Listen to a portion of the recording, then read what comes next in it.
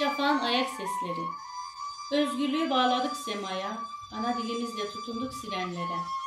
Hangi şehre yüklesem sırtıma, mahir haziranlarda şafak neden ağlar?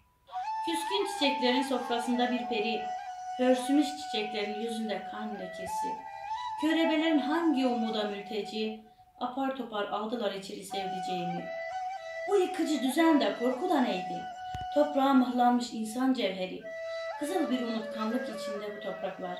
Kimsiz, kimliksiz şehir meçhule yatmış. Fotosentez püskülünü kuzgunda öğrendim. Birkaç yüzyıl kan, gözyaşı yuvan gördüm. Hangi muğlak tınılarına feryadımız ulaştı? Bulutlanan şafağın ayak sesleriyiz biz. Bir el dokundu sırtıma, sonra döndüm dirime. Parmak uçlarımda saygın bir ölüm.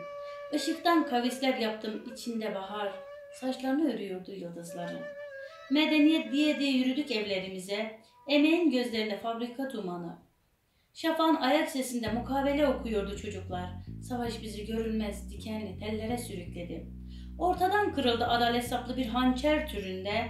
Zehirli bir rüyanın öfkesi vardı yüzlerinde. Rahmetle tükenmiş uğulduyor toprak. Aynası çatlamış durgun bir tebessüm içinde. Harfleri yutuyorum daracık hücrede. İlahi bir ayaklanma var içimde. En melil öyküdür bu hikaye böyle biline. Anın üstüne çığ düştü telaş içindeyim. Postalı bir celladın ayak sesi kulaklarımda. Boşa dönmüş bir saat gibiyim. Zamana vurulmuş korkunç gem.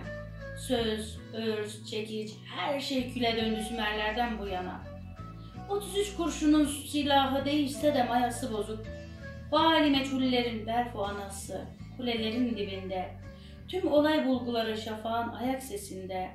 Yılanlar, akrepler dere yatağında pusuya yatmış. Soyundum iliklerime kadar savaş bitsin diye. Şafağın ayak sesleri kulaklarımızda.